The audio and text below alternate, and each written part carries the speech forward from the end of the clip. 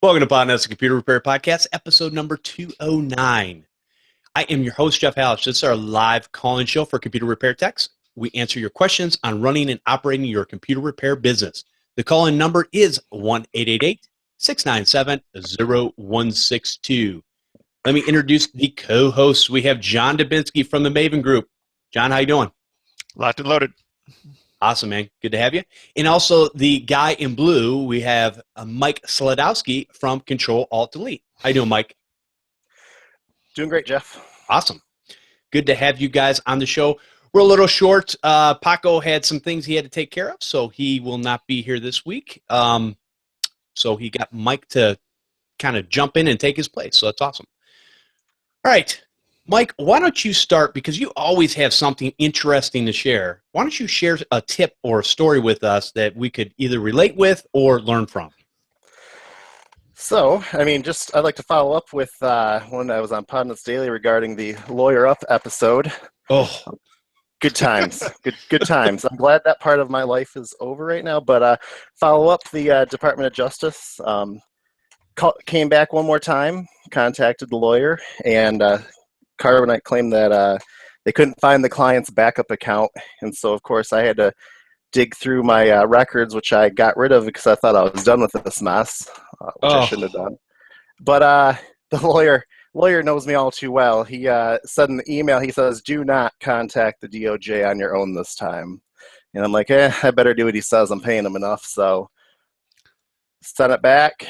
I haven't heard from him since for like a month now, and got the bill in the mail from the lawyer again for getting contacted and forwarded it off to the client, and hopefully they paid it. Haven't heard anything back on it, but yeah, that's my short story. But no, it's just been busy over here with working on switching some ticketing systems around and getting ready to wind down into the 2017 year. So just cleaning up some stuff and switching some stuff over and getting ready. Isn't it funny? It's always at the end of the year that we kind of clean our messes up and try to make sense of it. Or it's right at the beginning of the year. We go, hey, I'm coming into this new expectations, and here's what I'm going to do. And so a lot of times we try to shove all that stuff in a short period of time. But really, a lot of this stuff, and I'm guilty of it too, we really should be working on it all year round so that we don't have this big thing to go, hey, I'm gonna try this, or I'm going to do this, or I'm going to change that. It's like change things a little bit at a time, see how they work, and keep it going. But no, I'm with you, because I just spent all day yesterday organizing files, digital files now, and making sure that everything was more streamlined so that I could engage with it better versus just having it there and going, hey, where did I put that thing that I have hundreds of? I don't know. So I definitely understand that. Yeah, and a big thing. Go ahead. Yeah, and the big thing that I try to do at least once a year is just to go over all my expenses and see what I'm using, what I'm paying for, and going, do I really need that anymore? Am I still using that? And then that's what I usually do once a year. So this is that time of the year, so watch out, vendors. Who's getting cut from the list? Can't mention any names here. No, yeah, don't do that. No. Hey, we're always looking for the best thing that's going to work in our business. And sometimes we'll try things and they don't work for us, and that's okay. Because there's plenty of vendors out there that we can utilize, and maybe it'll work better for one person's business. What I don't really like is, and I try never to say this, is that this is the best software vendor or hardware vendor out there, bar none. The rest of them all suck. No, see, I come at it from a different standpoint, basically to say that they all suck, and they have to prove themselves to me. Anyways, all right, let's move on from that. I'm glad the DOJ stuff worked out. If you guys haven't listened to that episode, definitely check out the Podnutz Daily.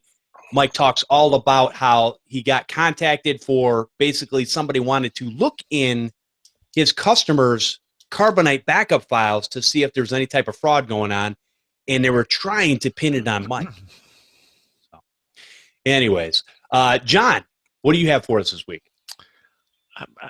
What, I don't get any? You always have interesting stories, and You always so you have a blue screen behind you all the time. So I know that you're constantly working. You always have interesting stories. The problem is you and I talk about them all the time.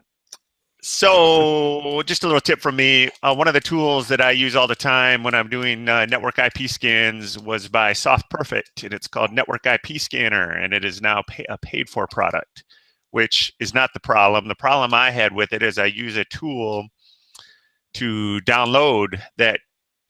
I use a tool to download that tool all the time when I work remotely. So in order to pay for that product and enter a license key every time I wanted to run it, that would be a big pain in the butt. So they didn't have an alternative for me. So I'm switching over to a product called Advanced IP Scanner. And I'll put these links in the show notes. But I just thought it was an interesting conundrum or something that we could talk about I don't mind a vendor paying for a vendor's product, especially when I think it's great. But sometimes I think a lot of these vendors don't think about how we use their products and how to make it easy for us to pay for them.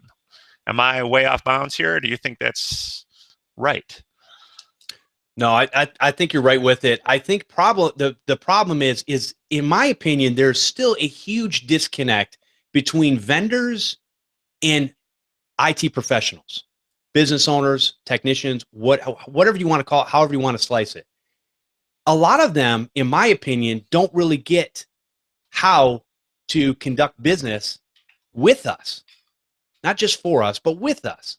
And the reason I say that is because these vendors will, a lot of times, they pull us in by having a free or a very inexpensive product.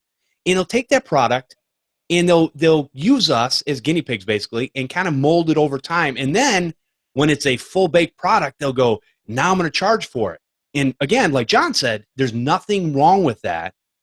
But the problem is you're not making it easy for me to implement this product the way I did it before. So come up with a plan. And this is why I've always said this. I love vendors who have tiered plans. If you have a tiered plan, they can start from the smallest business to the largest business. That's great. What I see a lot of people doing is they try to get the big chunk of the pie and they leave the rest of the pie sitting on the table, even though it's small. But there's actually a lot more of the little part of the pie than there is the big part of the pie, if that makes sense. You had me at hello. Oh, my gosh. Yeah, it No, just it seems makes like sense. they make us work really hard. I mean, I'm happy to pay for that product, or I would be happy to pay for that product because it's actually very nice. It does exactly what I want it to do, but a site license is now $1,000. So, Oh, wow. or I can do a single computer business license for $50, but, I haven't read through the terms. Does that mean I have to install and uninstall it on every computer I want to run it on? All I want is a little portable app that does that. Why not give me a technician's license for $200 and just let me run with it? Right. I get it. That's the other thing. You bring up a good point. They really, when they write EULAs, they really should write a EULA with right at the bottom of the EULA, after they go through all the legalese, right at the bottom they go, here's what we really mean. And just put it in plain old black and white English so we understand what it is they're trying to give to us and what they're offering us and how we can use it legally. Because again, nobody really wants to do things that are wrong. But a lot of times we will err on the side of we'll do something wrong because we don't know if it's wrong. Yeah, maybe it's right, maybe it's wrong. I don't know. And nobody really cares, so what does it matter? Right. Anywho. All right, I'll quit my complaining. No, it's all good. It's a valid point, and it's definitely something to think about when you're looking at different vendors to use in your business. You got to figure out what's going to work for you. We talk about this all the time. And make sure that that product's going to fit how you do business. Not every product's going to fit every single business owner out there because everybody does it a little bit differently, and that's good. Keeps competition alive. All right. So yesterday, I had a customer, and not very many customers have gotten my cell phone number, but every once in a while, I might make a mistake. And I might have texted somebody instead of using my, Grasshopper, whom I use for my phone service. I might have done it on my phone. Yeah. So I get a text yesterday, And so after a back and forth of over an hour while I'm trying to cook breakfast and stuff at like 8 o'clock in the morning, hey, my computer's making this noise and here's what it sounds like. And I'm like, okay, it's hard to tell what the sound is. I mean, to me, it sounds like a fan, but it's turning on and turning off again. He thinks it's the hard drive. Okay, yeah, we can replace the hard drive. It'll be, a couple $100, do this, that, move your stuff over. And so he wanted it back really quick. And this is where I kind of dig my heels in because my time is valuable. My time is important, and as your time should be too, whether you're doing this part-time or full-time.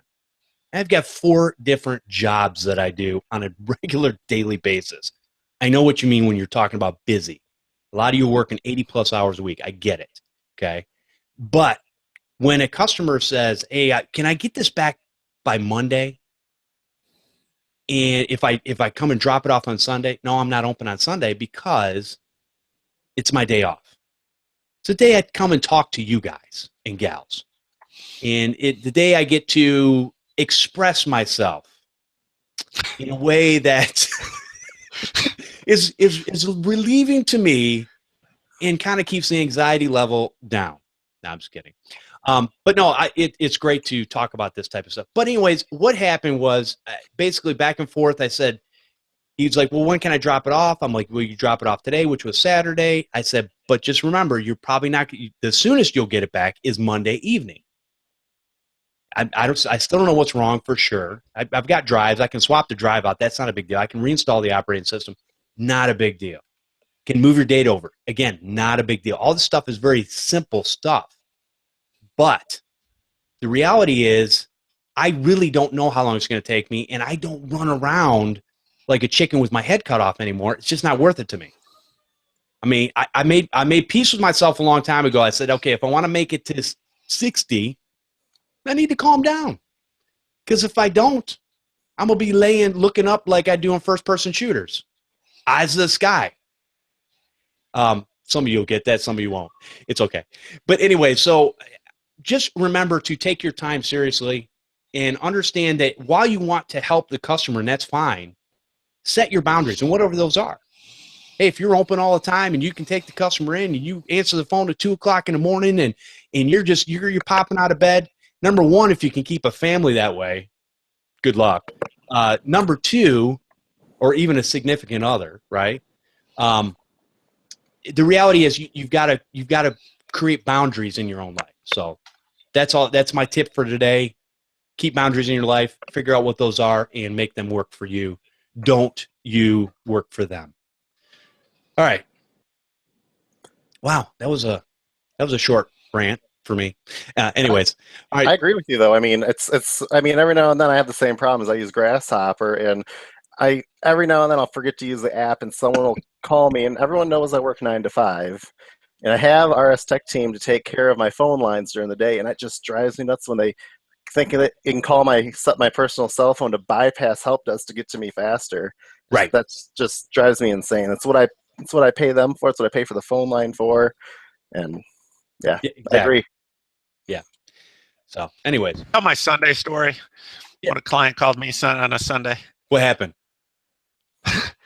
So I don't know why I even picked up because I recognized the number. But anyways, so I picked up and I answered the phone, and somebody says I swear a lot on the show, but let's just say what I was receiving on the other end of the phone was a lot of swearing. And basically it was, this computer you sold me doesn't work because it won't download the pirated pornography that my brother-in-law is here trying to.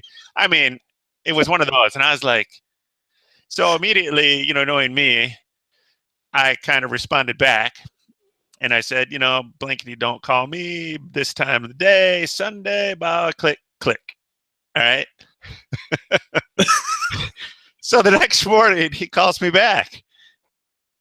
Never mentioned a thing, the whole thing, and said, "Hey, I'm having problems with the computer. You think we could set up a time where you could come over?" The extra. We're charged double now. Yeah. So I'm thinking he was right at that pinch point or whatever you want to call it, So I just thought that was funny. Anyways, that's my Sunday story. I just think people forget that, we have lives too. I think they do. I think they think, even though we all pretty much love this stuff, I think they forget that we're regular people. So, yeah. Yep. Well, everybody thinks we just put the CD. I keep going back. We just put the CD in and everything works. You just run the CD. Absolutely. Hey, just get me a Windows Fix me cleaner. stick. Fix me stick. There we go. I don't know. They might be a little more legitimate, but yeah, there's ones out there. Just stick a stick in there and it'll work. Right. Okay. Anyways, I still have to try my wind cleaner out that I got at the dollar store. It's coming up. I'm gonna laugh if you actually find something on there worthwhile. Yeah, I will too. There's Okay. probably stuff on there, but it just, how is it ran, or is it checking for things afterwards? I've used system cleaners before, right? Back in the day, especially XP days. We should do a show on that. They actually did. Yeah, we should. They actually did work for what I needed them for, because they were cleaning things up that needed to be cleaned up, and it was just a quick and dirty, easy way to do it, right? So it worked out. Nowadays, in my opinion, we were talking about this before, John, hardware is so robust for the most part, even when you buy cheap stuff, and the operating system is literally, especially the Windows operating system, in my opinion, is so efficient at doing the right things. Now, granted, your customers are doing things they're not supposed to, and they're screwing things up. I get that. But for the regular user, like I've got users that are on my managed service plan that basically they get on, if they can check their email using a web browser, they can check their sites, college, this, that, or the other, information sites, Wikipedia. They're perfectly happy, and they really don't have any problems. Now, it's not that they never have any problems. I might have to remote in once a year. And, oh, yeah, there was a browser hijack. Happens all the time. No big deal. We go in there, we clean it up. Hey, you're good to go. Move along. Next. So, anyways. All right. So let's go ahead and talk about, well, I'll tell you what, let's take a quick break, and then we will come back and talk about our main subject. I just wanted to let everybody out there know this is my own commercial at this point, and I wanted to let you know, if you want to be a guest on Podnutz Daily and talk about your business, just you and me, it's not live, it's Memorex. Again, some of you will get that, the older ones anyways. And so if you want to come on Podnutz Daily, just send an email. It's real easy, guest@podnutz.com. Now, this actually takes you, the technicians and business owners out there, to actually go in your email and type in guest@podnutz.com and send an email off, and we'll get you set up on the calendar. We've got a new year starting. We're probably going to take a couple of weeks off at the end of the year, Christmas, New Year's, so you can start getting yourself on the calendar for 2017 and come and talk about your business, come and talk about how you do things. All right, so if you want to sign up for Podnutz Daily, just send a email to guest@podnutz.com, or if you want to be on the roundtable with us, you can also send an email to guest@podnutz.com, and we'll get you hooked up that way also. All right? All right, main topic for today, and this is from Carl Hamilton. What happens when you go to fix something that you have never done before? Oh, that never happens. And how do you overcome the problem? There's a lot of times where we go into things, and a lot of people will say we're the, or I don't know if we are, but the generation coming up is the Google generation. Well, quite honestly, I don't know if I 100% agree with that, because Google, compared to 5 years ago, seems to be a little more broken when you're trying to find information, and I believe that's because there's so much more information out there, most of it wrong. So it makes our jobs that much harder. So even with my Google foo, it is very hard to find some of these weird problems that come up. So how do you go in, and you've never dealt with a problem before? It could be fixing an Outlook issue. It could be fixing a DNS issue. It could be whatever. What do you do? What are some of the logical steps that you can take to walk yourself through that process so that you're not just going, ooh, my heart's beating 100 miles an hour and I don't know what I'm going to do? You got to come up with a plan. You've got to do something. And this is where I say that we as a group are troubleshooters. you have to be able to troubleshoot in order to be able to fix the problem. And so you have to have it up here in your head to figure it out. Now, you can use checklists and check sheets, and we'll probably have a show on that in the future. But the thing is, you have to have some sort of logical process that you're going to go through in order to get through to the problem and be able to fix it. Because what I found is a lot of people will say that back in the day, we could look a problem up and somebody would have the solution because they ran into that same exact problem, and they'd say, hey, just go here or run this little script or do this or that or the other, and it fixes the problem. And we go, okay. And then if you're smart, you'll take a second and you look and see actually what it's doing. A lot of times you can do that stuff manually if you just look at the script to see what it's doing. Nowadays, you go and you try to find that same information, and it's like you get bits and pieces. But sometimes you'll get enough information to push you in a direction that your logical mind, as you're troubleshooting this, will bring you to the fact that you can basically go, oh, wait a minute. You know what? Here's something I didn't try. Let me try this and see if I can get this to work now. And so you'll throw something else at it, and I guess if all else fails, everything's fixable, right? With enough time and money, everything is fixable. Yes, you could always do a nuke and pave. But to me, that's an absolute last resort. And really, that doesn't happen as much as it used to back in the XP days. And when Windows 98 even works. Anyways, what do you guys think about the whole, what do you do when you come up on a problem, and how do you attack it?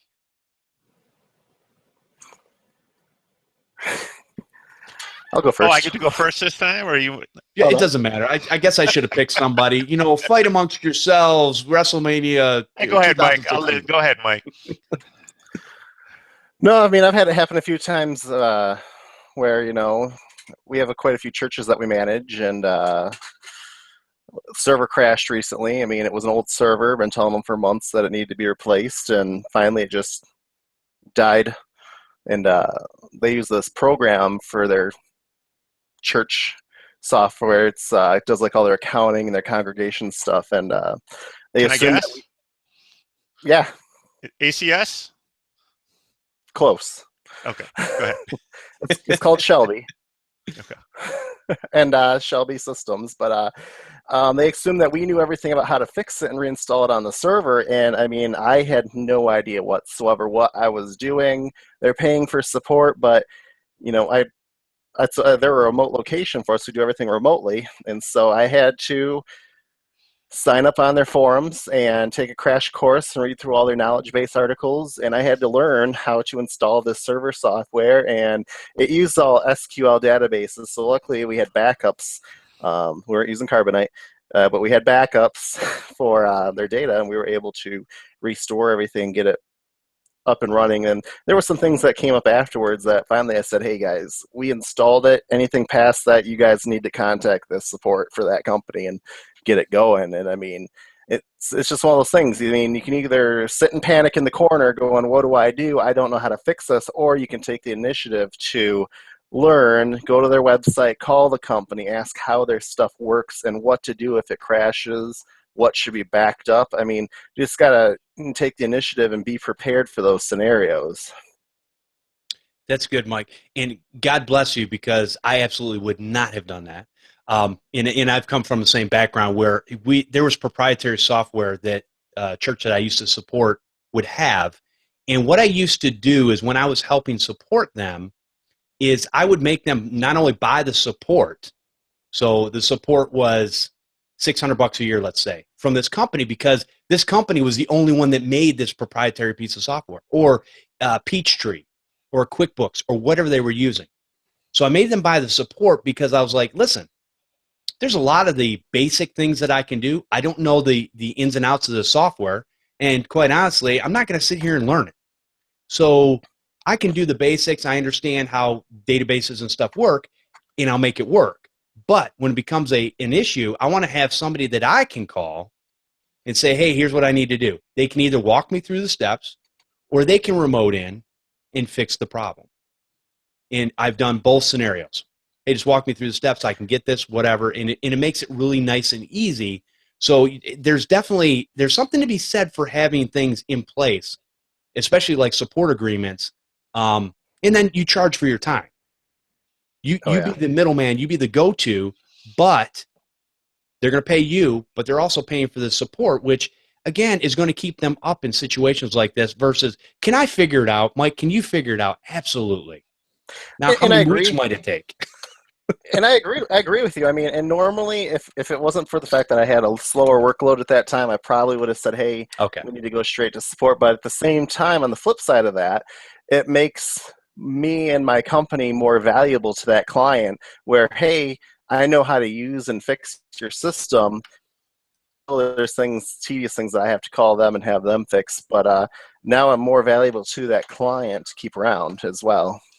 That's a good point. There's just the problem is, in my opinion, I've just seen so many different pieces of software out there, and I've seen them change year to year to year that it's hard to be an expert in all of them. So you're right. If you can become an expert and you have an area where a lot of businesses or a lot of churches are using that same piece of software, you definitely become a very valuable asset to those groups of people. John?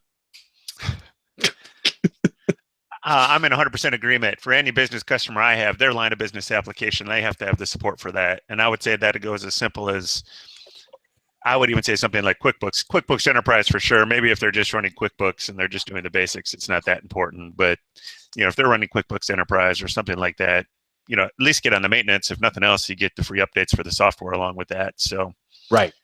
I kind of took a shotgun approach at the question this time, and I kind of thought about it as in the approach of two things. One, I simply don't want to do the work, either because I'm not an expert at it or I don't like it, or / what about tech support for tech support, me being tech support? Who's going to help me help my client in some situations? So a couple of things I found when I was just thinking about this is, and I'll put these in the show notes for you, Jeff, too. The place to start, I think we talked about, were the qualities of a successful support person. Interested in technology, don't give up, do the research, all that kind of stuff. So Tech Republic actually had a nice a list of 12 items. So we'll put that in there. Ooh, nice. But I thought about some vendors, and if you look at RMM, which we're always talking about, our Continuum might be somebody that stands out. I don't use them. I have never used them. But one of the things they kind of push is they have a NOC, a Network Operations Center, which is supposedly supposed to help you resolve some problems, depending on how you sign up with them. So that might be one way to help you offload. We always talk about Chris. He's a good partner, remote support tech team. That'd be a good way to look at it. Offloading work you don't want to do. Intronus, my backup partner, actually has a managed backup plan where they'll monitor, manage, and fix the backups if there are any problems for some extra money, if you want to pay them to do that. The other thing I thought about is maybe some of the communities. We all have some trusted communities we go to, but there are a few that are really targeted at this, like Expert Exchange, if anybody's ever heard of that. I haven't been out there for years, but if you go out to their site, they have a community, but they also have live help, and you can set up a gig with somebody, meaning if you're doing a server install and you don't know how to do the Active Directory portion of that, you can hire somebody to help you with that. So that'd be another way to get help. And then when I sit down and I think about the question a little bit more, I think I've been doing this long enough, and maybe I've just been lucky enough to have been exposed to all this, that I always go back to what you used to say, Jeff. Boy, I can hang the drywall, but boy, I don't want to do the taping. Right. Somebody that knows how to tape will be in and out of there in an hour. Somebody that, like me, that's going to do the taping, I'll be in there for a week and then paying somebody to do the taping after I'm in there for a week. Just be honest about it. And a lot of the skills that I used to have, honestly, are getting rusty. I do not do as much of Active Directory as I used to because all my servers are going to the cloud. So my skill set is changing along this. So now sometimes, I have a couple customers that have multi-server environments and all that. And when, we do some advanced stuff, I call in some partners that I work with locally to help me with that. Just to make sure that I don't push the wrong button and bring somebody down. Because, things have changed from Server 2003 to 2008 to 2012, and now 2016. So I don't know if I've quite answered the question, but I think I've skirted around it enough to give a Quality answer. No, I go ahead, Mike. I agree with you though, John. I haven't been doing virus removals a lot in house. RS Tech team does all my virus removals, and I had to do one the other night, and I'm just like going, man, I wish I remember what to do. And I had to pull up my I had to pull up my list and go, oh yep, there it is. Because I mean, it's one of those things. I mean, I can farm it out to them, and they do it more efficiently, where I can focus on the other aspects of my business. So I yeah, think I you hit the agree. nail on the head right there, Mike, is just efficiency. You know, am I going to try to master something that I might do twice a year, or can I just hire somebody to do it? You know, like you said, or if, you know, you might do 100 virus removals, but you might be able to farm that out and do something that provides a lot more value for your client, focusing on other work. So, and when I say value, I mean money for you or us. Yeah. So, Yeah, I think there's a lot to be said for just, I think number one, when we talk about this subject of when you run into something you've never done before, that you can't look at it as, oh my gosh, what am I going to do? You just have to take that step back and go, okay, I need to figure this out. Whether in, like these guys have said, whether I need to partner with somebody or whether I need to go in there and try a couple things. But the worst thing you could do is go in there and just go, I don't know. Now, I say that, but at the same time, sometimes the best thing you could do is go, you know what? I don't know. We can figure it out. It's going to take some time because I've never ran into this before. And just be upfront and honest. And again, it's covering the customer expectations. What are they expecting out of you? And what do they, a lot of these customers, they just don't know. Again, they go, hey, don't you know everything about this software from front to back? let's run the CD, baby. You run Office, don't you? You run QuickBooks, you run Peachtree, you run whatever. It's too bad Paco's not here tonight because he has a great story about this. And I think you might have mentioned it before, where he rolled out a server for a lawyer client running some proprietary software that our friend Marvin B was familiar with. So, you know, he took a great approach, and I'm going to paraphrase the story or shorten the story a little bit, but, you know, he called Marvin, talked about with Marvin. Marvin said, hey, if you've never done it before, I don't think I'd jump right in at a live client your first time in. Right. So using the Podnutz network, I think Paco found somebody locally there in Chicago, helped him with the server, still kept the client. Client's happy. Paco made money, and Paco learned. Now Paco can do it the next time. Exactly. So, and that's good. Been there, done that. Absolutely. Yep, exactly.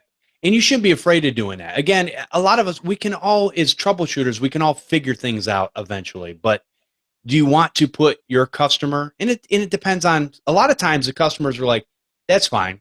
I just need it fixed eventually. It's kind of, but when it comes to things like law offices or maybe insurance agents or something like that, you know, I need to have that stuff up and running because they use that software to run their business. And I don't know what type of training, because we're all guilty of this, right? We probably should do more training than we actually do. But what type of training could we actually use when it comes to pieces of software that are used out in the marketplace? I mean, John, how did you even get into the dental software? And what do you know about that? Or do you know just enough to get it up and running, get the databases linked on the server and this, that, and the other, and move along? Or what was your process on that whole deal there? Well, I think you got to decide what kind of tech or what you're actually doing. I'm not a practice management software expert, meaning I don't know. When I go into the office and I work with the ladies, you know, to be sort of gender specific, most of them are ladies in there anyways. You know, they can fly around in the software and work magic and all that kind of stuff. And, you know, and then when they need me to fix something, I'll sort of grab the mouse and I'll say, why don't you show me what's happening? Because, you know, I can find it in there, but, you know, they do it every day with their eyes closed. I'm the network engineer. I'm the one I can fix the back end, meaning the SQL database. I can get it networked. I can set up the user rights and the access. And then I know enough about the software on the back end to fix it if there's technical issues. I'm not the usability guy for how do I set this up so it does this feature-wise inside the software. Now, if I can help them figure that out, or if we're trying to connect that to another piece of software on the network or integrate that into equipment that's on the network, so on and so forth, I'm all in. I'm all in on all of it, but I am not the front line for the features in the practice management. That's why they have support, in my opinion. Right. Because I think you'd be crazy to say, I mean, off the top of my head, I've got probably 6 or 7 different practice management softwares that I support. You know, I know the networking side, the database side. I'm not going to try to learn how to use all of those unless you want to specialize, unless you want to be, I'm the Acme Tooth Company guy. And everybody that needs the Acme Tooth software, I'm the guy. Is that actually a thing, or is that you just No, made that up? Acme. Me. Anyways. The bang. Oh, we love to have fun talking about this stuff, so it's not all seriousness. No, I think Chris, you know, to bring up somebody else, you know, he said he got in really good with some sort of point of sale software up there in his neck of the woods. So, you know, that might be a different story where you're trying to corner the market and be the expert for that point of sale. Right. You know, there's nothing wrong with that. I just think you need to make a conscious effort of what you're trying to do, especially if you're a one-man shop. Well, you know, and I think that's what a lot of people forget, though, John, is they look at all these other companies that basically have hired employees to take care of certain things, and that's fine because, man, that's how you grow that type of business. And you've got an expert that does servers, you've got an expert that does software, you've got an expert that does taking apart laptops. Well, I compete with those guys. I got a guy here in town that's sort of like the dental. You know, they fancy themselves as the dental or the dentist office guys, and they do a pretty good job. I've actually worked with them before, but they've got a EagleSoft guy, they've got a Dentrix guy, they've got they've got 6 or 7 guys in their group, and each one of them is kind of a pro in each application, and so on and so forth. So, you know, it's just me. I've only got so many hours in the day, so I compete at a different level. Exactly, and that's what I mean. You like you said though, you're picking your battles, and you're working with your strengths, and you're putting the other stuff to either other groups or other people, or you've got support. There's many different ways to do it. And a lot of people just get stuck in this, I've got to know everything. And the reality is, no, you don't. So it's okay to go in there and go, oh no, I don't know what I'm going to do on this. Yeah, I'll get back to you. Or just do like me. Don't answer the phone. And most of the times with those products, and Mike, would you agree? I think, you know, if we run into a problem and they have, you know, support, you call, and usually it's something, by the time the tech you're talking to on the other end starts talking, I mean, you sometimes run ahead and are a few steps ahead of them already, because all they do is sort of put you on the right track. You know, because most of the time when I go to fix that, I just don't want to break it more. Yeah, I agree with you. And I mean, I have I think sometimes if we as techs call support, I have a feeling that, or I feel like we get to the answer quicker than if the client was calling themselves. Yeah, I agree with that too, Mike. Absolutely. And it's funny because last year around this time, actually it was around closer, I think it was in December, John actually had me run out to a mall that was actually fairly close to my house instead of him driving all the way out there. So I went out there, and he had tried to walk several people through the process of punching in basically an IP address. And so I got out there, I'm looking at this point of sale system, I'm looking at the connections, everything's good. I'm like, okay, we got to put this IP address in. I'm like, man, these numbers they're not adding up right.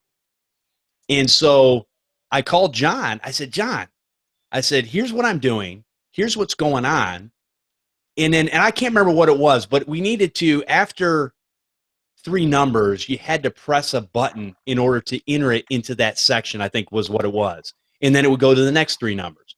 And then the next 3, you know. And so for the DNS. Yes. To move to the next one, you had to push like the totally non-intuitive key. Exactly. So John, because I was a technician and I'm looking at it, and he says something, it registered in my brain, and I go, oh, yep, John, that did it. And I fixed, you know, put in the rest of the numbers, hit enter. I showed the lady that was at the kiosk there what I did. I said, hey, this happens again. Here's what you can do. Because John's an all-in-one support person, so he just kind of, he's got his fees for his companies. But so anyways, that was one of those things where as a technician talking to another technician, I was able to understand things that a normal person literally can't. They can't look at it objectively. They're like, I'm punching in the numbers. It's not working. It's their, their response. Well, the funny thing, have you ever like listened to somebody in an office call tech support? Yeah. You know, like the non-technical people. Oh, when they call in, it's just like you're asking them to do something that's totally unrelated to what you're trying to fix. Right. You know. Well, and again, that's what I said about the middleman. We want to come in there and support, but I need somebody that I can talk to that knows the insides and outs of whatever piece of software so that I can talk to them and say, hey, here's what it's doing. Here's what I need it to do. What do we need to do? And they can walk you through the steps, or a lot of times they can remote in. I can watch what they're doing. And then here's the thing. So you do learn things while you're talking to that support professional. A lot of people know back in the day, the way I started with my business, or actually the way I started fixing computers was I bought a Dell, I think it was a Pentium 2, 400 megahertz machine back in the day with a 17-inch CRT monitor. It was like $1,200, and it was back in '99. And I'm sitting there, and I would have problems with the machine. It had Windows 98 on it. So what I would do is I'd wait till like 1 or 2 o'clock in the morning, and Dell tech support was actually in Texas at the time, and I would call them up. I get some board tech that was middle of the night, right? Because they had 24/7 support. You'd sit there and talk to them, and then what I would do is they would give me commands to run, and I'd jot the commands down on a 3x5 card. So that if I ever ran into that same exact problem again, which I did, I had the information that I could just go pull it from a file because I'm not going to remember all that stuff. So you will learn things when you're walking through when they're walking you through the process of fixing something. You can just go, hey, oh, okay. So when it happens again, because let's face it, software breaks all the time. And quite honestly, if there's a glitch, yeah, it happens. That same glitch happens like all the time. So once you learn it once, then next time, maybe you can just remote in, take care of the problem, not have to come on site, not have to talk to support. And so it's kind of it's a nice situation to be in. So you're learning at the same time while not having to retain all this knowledge. Yeah, every day at the office or every time it breaks at some office, you're getting OJT or on-the-job training. Exactly, yep. I mean, every time you talk to one of their techs or you do an install or whatever, yeah. So, yeah, I would suggest, and Mike, you probably think this is true too. I mean, we have a little war chest. I mean, now that you know how to install the software at that one client, you probably know more than half the other people out there that deal with the software just because of your technical experience. Yeah, and it's helpful because, now if there's an issue in the future, I can either say, oh, yeah, I can fix that, and, or I can say, hey, no, you need to call tech support. One of those yes or no questions. Right. And that saves you time, Mike, so that's good. Oh, yeah. Because, time is, a lot of people say time is money. No, time is more important than money, to be honest with you. And it is. As you get older, you'll figure that out. Yeah, because I need more sleep. Someday, you know what? One day, I'm going to get 8 hours of sleep. It's coming. I know it. It's coming. Probably not. Take you for another beer. Get you a beer. Oh, anyways. All right. So I think I think we've kind of gone into this subject and answered a lot of questions and kind of talked about it. So let's go ahead and move into our next. Can I ask one more question? No, you can't. Okay. We're moving on now. No, we're done. It's over. No, go ahead. All right. Go ahead. I'm going to pick on one of the guys we like, the guys over at TechSuite. And this is kind of maybe out of bounds what they do, but I wonder if they do this. So you're using their product to help repair something, and maybe it's not repairing that. Have either of you ever reached out to them to help fix that problem that their tool is supposed to fix? Am I making sense along that way? I was going to say, yeah. Part of the problem though is it's the same software generally. Now it's not that way anymore, and for a lot of you that don't know, you can go watch episode 207 and they'll explain some of the new things they're doing. But a lot of the software that we were using back in the day is the same thing we would be using manually. Sure. Right? So as far as that now, quite honestly, my understanding in this one though that they've got if I heard right, they've got some custom scripting and some other stuff they're doing now. Very cool. And I'm not picking on TechSuite in any negative way. I'm just saying, is this a fair thing you could do to a vendor? Let's say it's Malwarebytes. Let's say it's, with their new TechSuite product that's coming out or they're working on, or anybody. It's a fair question.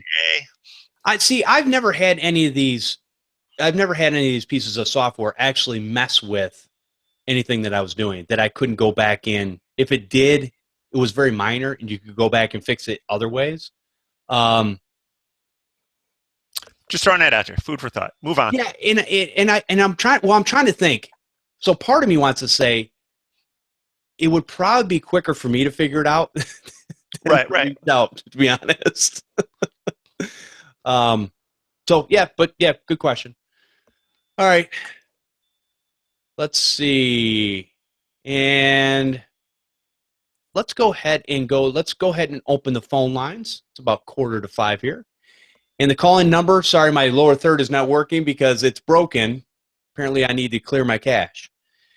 Phone lines are open. The call-in number is 1-888-697-0162. Put that in your phone so you've got it when you're out and about. Okay, so while we're waiting to see if anybody calls in today, let's go ahead and answer an email. And this is a pretty long email, and it'll give us some stuff to talk about. But this email comes down to, this is from Robert Moore. It says, Jeff, I wanted to update the Podnutz team on my issue. Regretfully, I don't have a great update. I downloaded the Surface tools that were suggested. However, they have to be installed on a working Surface operating system. Since I cannot get into my Surface, these did not help. I've tried the onboard system, reset recovery, system restore, safe mode, with and without network, Windows 10 install USB, created with the Media Kit, Tech USB, bootable utility, and probably several things I have forgotten. I've disabled Safe Boot, disabled the TPM at one point, and went into UEFI settings and changed the boot order to be USB first. All things lead me to the same blankety blank login screen that wants my MS account password, which I have, and it doesn't accept. So we talked about this a couple weeks ago. Said at this point, I've resolved to the fact that I'm not getting anything off the system. I want to do a nuke and pave, and get on with life. But we understand. But I can't boot to anything that will allow this. I have thrown messages to several forums to see if anyone can help, but so far nothing that seems plausible. On a good note, my son and I completed our first 2 fixes, delivering them in a couple minutes. Hopefully this is a good start for us. Absolutely. I look forward to watching the show live. If you or the panelists have ideas, I'm open for suggestions. I'll be in the chat so I can answer anything that I may have left out. Thanks for the help. Keep up the good show. Robert Moore Services. Thank you, Robert, for the follow-up email. And so we've given up on getting the data back. And do we know what Surface he had? Did he say Surface Pro, Pro 3, Surface RT? I want to say it was a Surface. I don't have the other email. I want to say it's a Surface Pro. Robert, if you're in the chat room, can you tell us what type of Surface it was? Yeah, so he has a working Microsoft account, username and password, that he can log into other systems, just not on his Surface. So something has changed. It's got a Surface Pro 4. Okay. Well, you remember I had this problem before too. We talked about that. Now he's saying that he can't even reinstall the operating system. So now where do you go? So Robert, you've gone out and you've gone to the Surface recovery image page. Microsoft downloaded that, created your recovery image on a USB stick, and that won't boot. See, I don't understand why you can't reset it from inside the system. That doesn't make any sense, does it? Well, not really, but let's just assume the system's totally hosed somehow. You should be able to download a recovery image on a USB stick. Well, it looks like he's done that. So, yeah, Windows 10 install USB. Okay, so he does do that. Yep.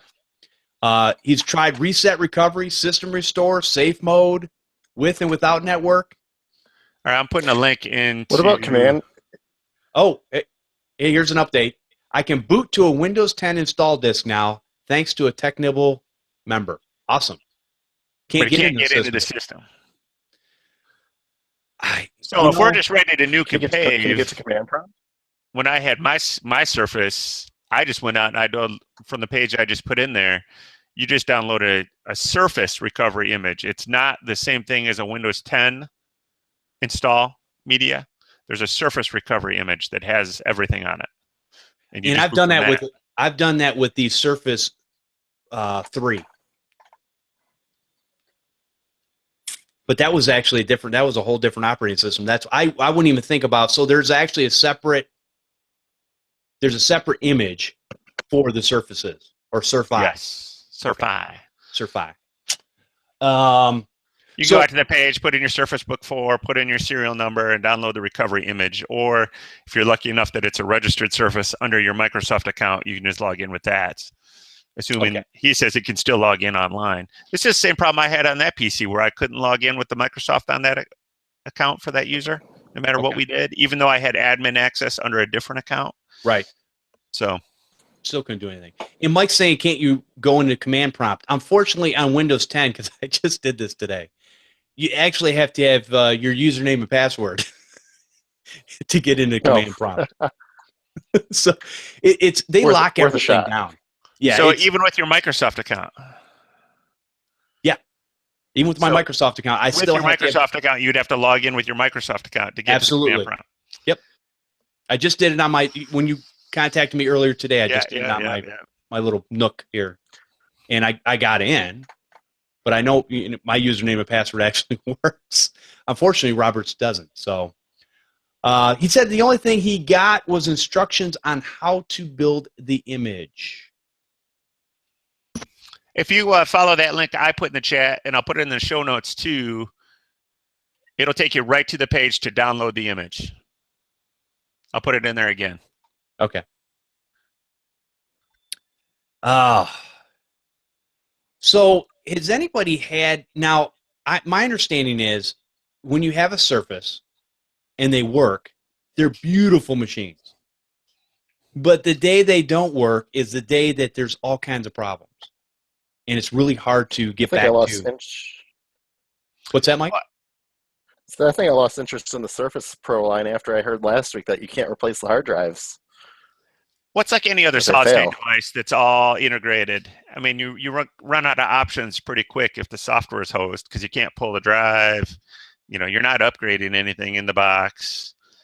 And you can't do like a firmware update to any of these things. Well, you can do a firmware update and all that kind of stuff. Normally, those all come right through Windows Update. Okay. On the Surfi. Okay. You'll get all your firmware updates. Like when I had my Surface, there were a couple problems. I can't remember what they were. But they had to, my Surface Book, they had to definitely release some firmware updates. And I mean, at one time, there was like a Windows Update. You reboot, you go back in and look, there was probably 15 firmware updates. Screen, all digitizer, pen, all this kind of stuff. All these firmware, battery. So they hit all sorts of firmware right through Windows Update. What are we going to run into when we can't actually, when everything goes to an Ultrabook type scenario and we're not going to be able to pull any parts from it to actually do any offline fixes, so to speak? What are we going to do at that point? And I don't have the answer. I'm curious because I'm starting to get a lot of Ultrabooks now. So the question is, where's that repair business going? Well, I'm saying, what can we do? Because obviously there's certain things that will work and we can repair, but how do we get past when we come into something that's, like in a situation where I couldn't get to the data, I could pull the drive, right? Right. Get the data off. I could wipe that drive if I needed to, do whatever, get whatever gobbledygook is on it off, plug it back in the system, rerun a USB key with Windows 10 on it, and boom, I'm up and running. But something's stopping it somewhere. Well, with the Surface Book or, let's pick on a MacBook Air or something like that, even if you could get the damn thing open, there's nothing for you to pull out. Those chips are right on the board. Right. Mm-hmm. Oh. Manufacturer. Well, this is why, quite honestly, SSDs, even though I love them, and I love the speed of them, they still concern me for the end user. Because I'm just I'm so concerned with the end user. I go, hey, get an SSD, it's fast. and it makes your computer so much better. And then all of a sudden they go, hey, this SSD died on me, and where's my pictures? And I go, hey, it's going to be about $2,500 to get those pictures back because I ain't got nothing to do it. Yeah. SSDs. I mean, has anyone had, I personally haven't had an SSD fail yet, but life expectancy on those things, has it been pretty good, or I haven't really had one die ever, so. I think it'll be this. I think it'll be this. Well, I think it'll be the same. I think you'll have, as far as longevity, I mean, obviously there's no moving parts. Whatever the pieces are inside there, they do die. The cells basically will die over time after so many reads and writes. I'm all in. Or I'm sorry, after so many writes, not so many reads. After so many reads that, yeah, I mean, it's, but John, okay, but in your business scenarios, you have everything backed up, right? Well, not on every single laptop or desktop. Well, right. But everything of critical nature, yes, or anything that's has been identified as critical, but yes. So somebody that had pictures of their cat as their desktop wallpaper, and they lose that, and it's the only picture of their cat, and poor kitty's gone now. What would you say? Suck it! I mean, that's not really my... I mean, I'm not there for the cat photos. I mean, everybody knows, or everybody gets prompted. If you put it on the computer, it's probably not getting backed up unless we have a backup on your computer. You got to get back on the server, blah, blah, blah. You know, and I'm not, if you want to put your cat pictures on there, this is a work computer. I'm not. You're not responsible for that, is what you're saying. That's exactly right. That's awesome. All right.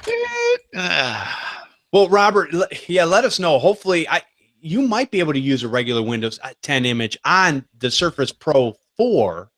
No. You use can't? The recovery image, no. I think you need to use the recovery image because of all the firmware and everything. Okay. I'm pretty sure. Because it has, let's go back in the day. Remember when you had, what was it, F6 or F4 to get the RAID drivers loaded for a F6, server? F6, yeah. I think there's a lot of that going on. Mm. So we've Plus, actually walked if you backwards. do use the recovery image, you get fresh everything, meaning you'll get the latest of everything. Okay. For your Surface from that build. Now, okay, I don't know, Robert, if you have a Microsoft store close to you, but that would be another option, I think, if you could find one that was fairly close, or at least a Microsoft store that you could call. Maybe they can lead you in the right direction on that too. Put another link in the chat right now that I'll put in the show notes is how to use the recovery image. Okay. And John, you had a Pro 4, right? No, I had a Surface Book. You had the Surface Book. Okay. You had the higher end one. Well, they're about the same, just form factor. Okay. And you got rid of yours fairly quick? 6 months. There's a lot I miss about it. Okay. All right. Fair enough.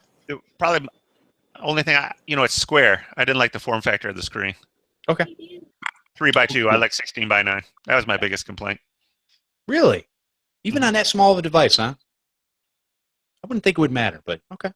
Interesting. I'm surprised how much I missed the touch. Mm. Because often I'm still do this, Oh, I do that on all my non-touch laptops. Yeah. My wife laughs at me. She says, "Why are you doing that?" I don't know. I do it on my phone all the time. I just figured it'd work. All right. So let's move on to something else. Robert, hopefully you can find out something. Hopefully we've led you kind of in the right direction. Get back to us. Definitely let us know what's going on with that, and if you're able to actually recover that, or not recover the information, because it sounds like you're pretty much hosed there, but if you're able to get it to reinstall the operating system and get you back up and running. And then no more running tools on there. Use just use a laptop that's laying around or an old desktop or something. Back up first. Yeah, definitely. Well, it sounds like he had partial backup, but obviously there's things you have all the time that if you didn't make an immediate backup, hey, it could be a week's worth of stuff gone. So hopefully it's not too important. All right, so let's talk about one of the things that has always concerned me, and I talk about it all the time, and John actually alluded to it in the beginning of the show. So there was an article that came out that basically, and this is not normally news, but this is going to go into a reason why I believe what I believe. In Web of Trust, there was an article that came out that basically said Web of Trust is selling your information, up to which I say, duh. Really? You didn't know that? Okay. I think a lot of times we forget that when you use, and I'm not against free software, we all use it all the time. I'm not against open source software. Okay. Just understand that you are held to whatever free piece of software you are using of what they're going to do with it. And I know a lot of people will say, but Jeff, people can go in and they can look at the code, and that's great. I don't know how to read code because I'm just a tech monkey. So therefore, if I can't go in and read it, I'm going to believe some other guy online whom I don't know personally that says, oh yeah, that code's good. There's nothing malicious in there whatsoever. Okay, random guy. That's cool. So understand that a lot of times when we're using a free software that we could be in a bit of a pinch if information's leaked out, whatever. And so companies have to make money. And the problem is, really, what we really want to do is we want to pay people for their products and services, whatever it is. We want it to be fair. Again, like John was talking about earlier, we don't want it to be thousands of dollars for something that we use to do a certain purpose that works in our business, but we're willing to pay. Let us pay something so that you can take that product and you can monetize it so that you will improve on it and make it better and make it worthwhile. Problem is, we are our own worst enemy, and a lot of us, especially in this community, and I'm not talking about Podnutz community, I'm talking about the technical community, we're cheap. We want everything for free. So it's hard for us sometimes to justify in our heads. It's like this show. I mean, there's people that are patrons of this show, which is awesome, and it really helps out with paying the bills. But a lot of people consume this for free, and it always made me laugh back in the day when I first started, and they would send me an email and say, "Hey, you really need to improve this on the show." I'd be like, "Really? Yeah. Well, you can get a refund because it's free." So, but I am all for, as far as vendors and stuff, I am all for paying for that information or paying for the product so that we can use it. We know it's being updated. We know it's being taken care of. I'm always wary of putting a free product on a customer's machine because I'm like, oh, yeah, I don't know what it's going to do. It's either going to come up with annoying pop-ups and say, hey, buy our license, or it's going to sell your data or whatever. Who knows? So how many people have actually read the EULA when they were installing this on their customers' machines? I never have. So I'm just as guilty as everybody else.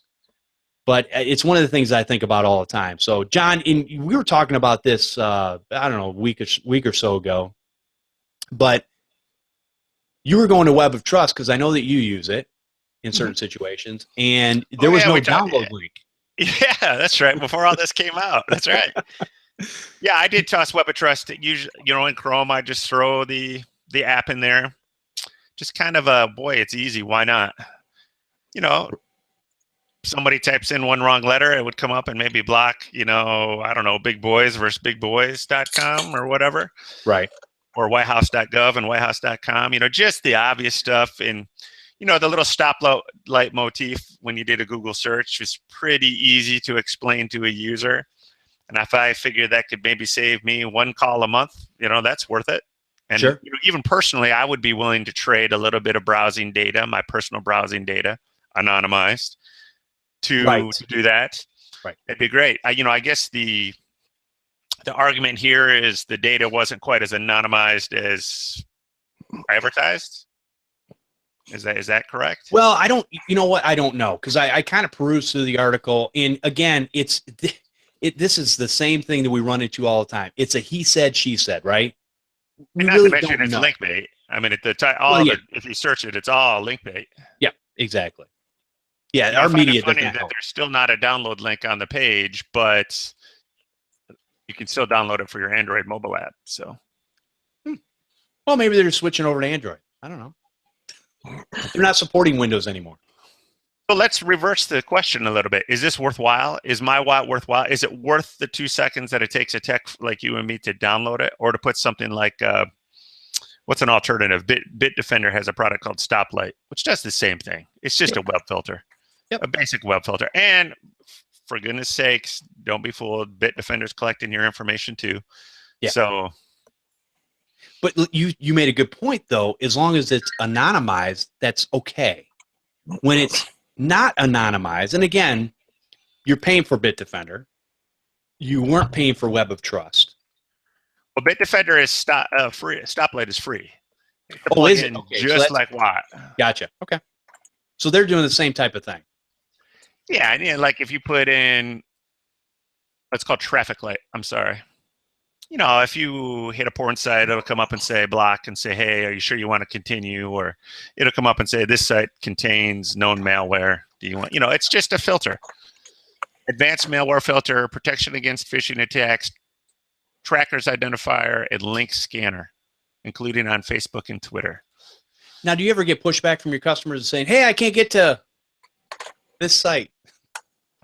Well, there's the downside to this. I mean, are you going to get more calls from the product being on there? And John, you and I have talked about this, and I want to hear what Mike has to say, but you and I have talked about this. We've come to this realization over the last few months is that we're starting to realize or think that maybe less is more.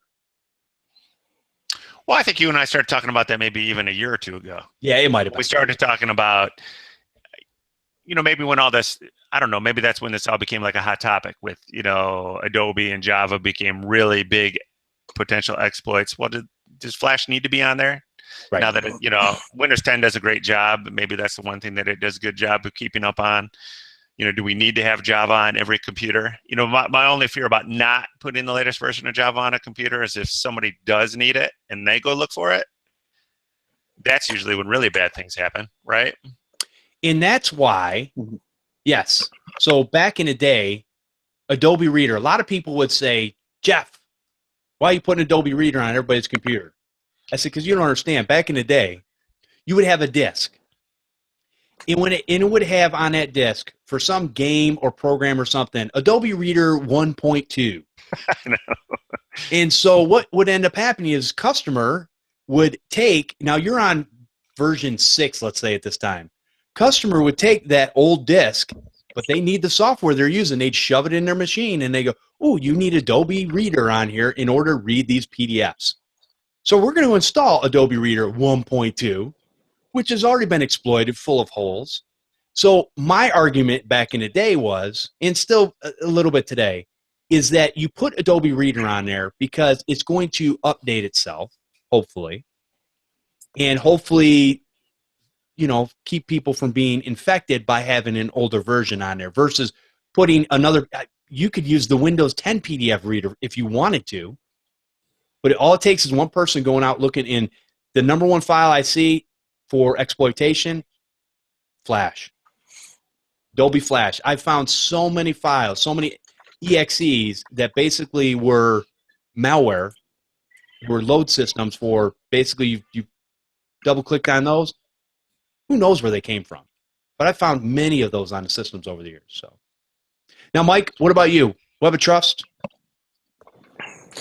No, I've known a few people or a few technicians that have used it, but I don't personally install it myself on any of my clients' computers. Usually, when I do a standard setup, I put Chrome, Firefox, Adobe Reader. I mean, I like just installing Adobe Reader ahead of time, just to use on the Windows built-in version. But no, I've never used it. Okay. Now, what do you think about? It's funny you say that too, Jeff. I just did a practice management upgrade. I think we talked about this on Friday. Brand new version, all that. It wants to install Adobe Reader 10. Yeah. Oh, wow. It comes up for that. Yeah. And I'm like, well, that's 2 versions, right? Yeah. Yeah, because you had 11 and then DC, right? Yeah. What's DC stand for? Help me out. I have no idea. Okay. I own the suite, and I have no idea. It's on there. Digital content? See, these are random facts that I don't know, folks, because I don't really care what it stands for. Exactly. It's a PDF reader. Yeah. Somebody will Google it. So what do we All right. think about the built-in Windows 10 reader? Good enough? I mean, it's just Yeah. Edge, right? Pretty much. I don't like it. Yeah, pretty much. And then if you open a PDF in Chrome, it tries to use its built-in reader, right? Yeah. So one of the things this brings up a good point. One of the things I've ran into over the past few months is that people will download all kinds of free software, right? And for whatever. It might be some sort of registry cleaner, system cleaner, blah, blah, blah, whatever, or a music player or any of this stuff, right? So what ends up happening is these systems get infected. I go in and I clean them out. Well, a lot of times, and I've said this before, I do a reset on all the fundamentals of the Windows operating system.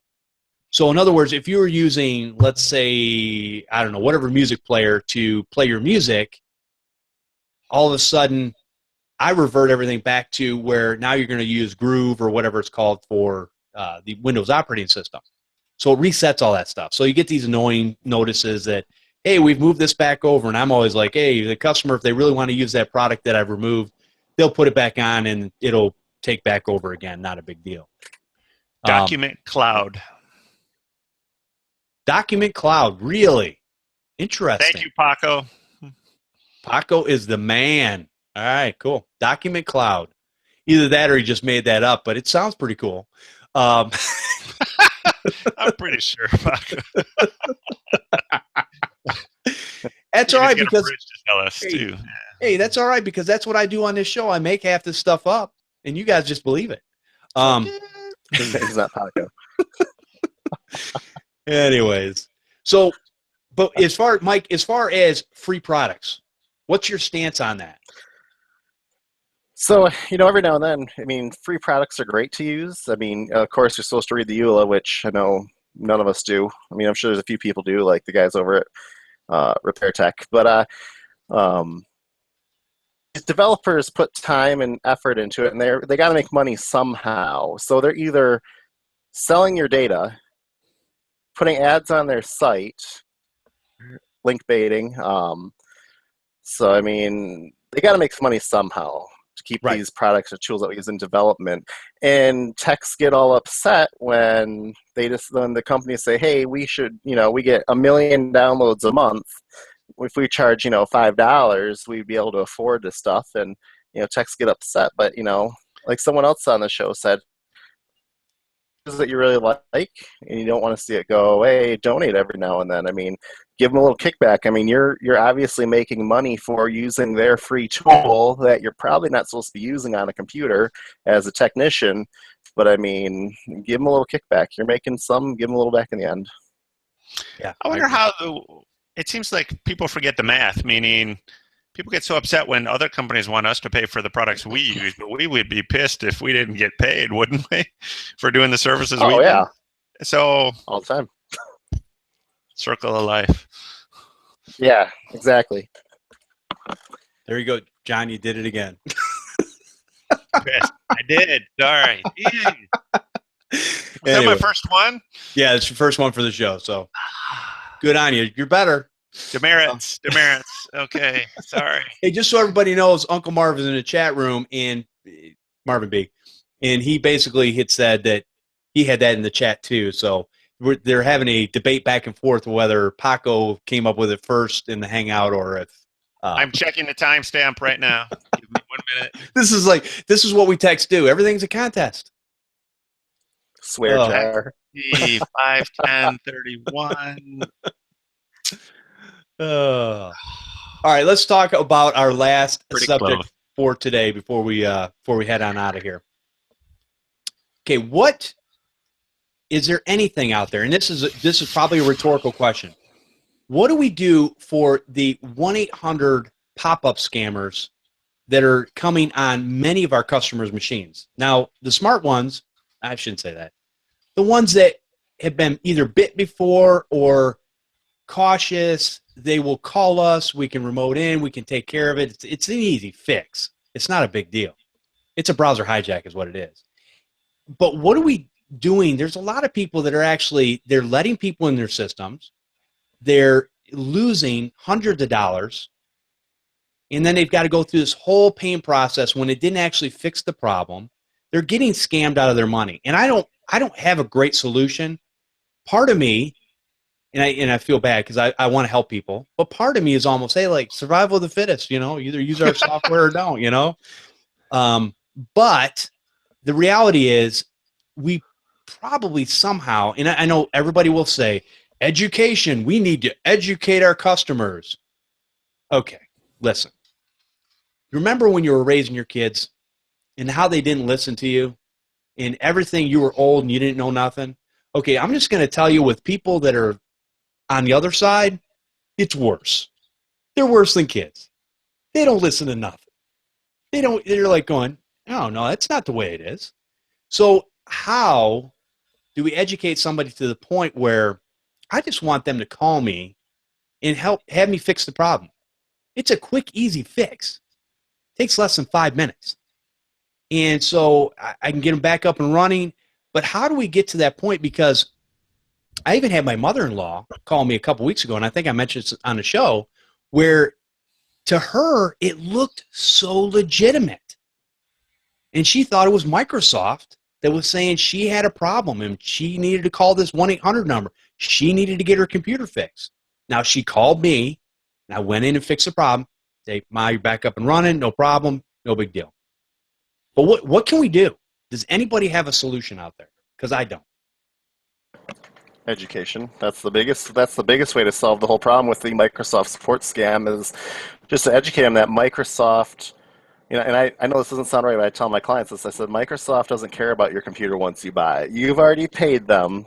They're not going to call you and say, hey, your computer's been detected doing some bad stuff. They're not going to care. And that's why I always tell them, don't click on anything that pops up on your screen. Just ignore it. And then if you have any questions, call us. But I think where the problem comes down to is it becomes a pride thing, where if they know they got scammed, they're going to be hesitant to call because they're ashamed that they fell for a scam. I mean, that's what I think the biggest thing comes down to. And then the other thing is, too, is they're afraid that they're going to get charged just to ask us a question, which, I mean, if someone calls me, I'll give them the answer. Like, hey, you just need to exit out. You'll be fine. As long as you didn't click on anything, just exit out. More than likely, it was just a browser hijack. Right. Yeah, I'm almost wondering, and John, you can let me know if this makes any sense. Is this something where we probably need to send an email out to our customer base once a month? And do you think that would actually help mitigate the problems?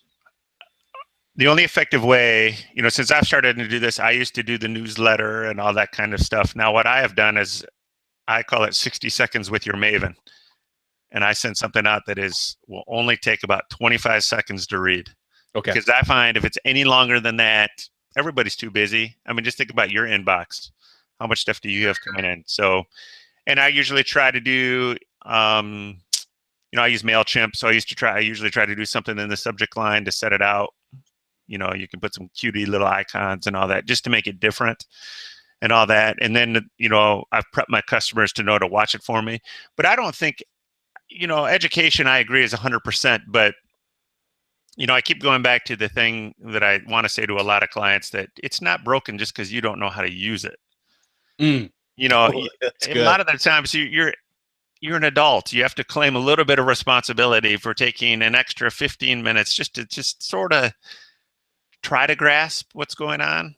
I want to be patient with my customers, and I am. And then I'm there to be a teacher on some level. I'm not a trainer per se, but I am the network engineer, and I will support them to the end.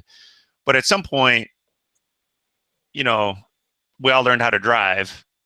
You know how to brush your teeth. You can't not brush your teeth and then expect not to get a cavity. You got to have a little bit of responsibility for what you're doing on the computer. And I got a great story about this. We did the training. I had a dentist office. Everybody knew they were not supposed to be doing anything on the computers. They knew they were not supposed to install or do anything on the computers. One of the ladies got the Microsoft pop-up. She called and let them dial into the office. Now, that's pretty bad for a home user, but for a medical office, now the doctor had to do a forensic study to make sure that no data left the office, had to pay a lawyer, had to do all the CYA stuff for HIPAA and compliance, and, do a breach report, possible breach report, blah, blah, blah, and spent about $13,000 on that one phone call by the time she went through all of that. And that's totally non-value added. And then this person knew that. This person already knew, but panicked and still did it. So I'm with you on the education, but again, maybe that's why I go back. Let's go all the way back to my web of trust. Not that would have stopped it or done anything, but could it have stopped it once? Or just adding the add-in, or maybe traffic light or something? That's the rub right now, though, is going back to that. There's nothing that anybody has found so far that actually stops these pop-ups. Well, because it's legitimate web traffic. Exactly. It's not malicious. It's exactly. like anything else. So I don't have the answer. And we talk about it too. Sometimes you get that email from PayPal and you're like, man, I don't even have a PayPal account, or I don't have an account with that bank, but boy, that looks real. And it almost gets us, and we're supposed to know what the hell we're doing. Yep, exactly. So, it's an emotion, right? Yeah.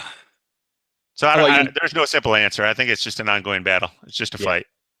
Yeah, it's always going to be. Well, if anybody does come up with a solution that is like usable, that we can actually educate our customers on, or maybe something that has worked for them in our business, definitely send an email in, let us know, and we'll definitely get back to you on that. But it's just, it's a bummer, because and I know what you're saying, John.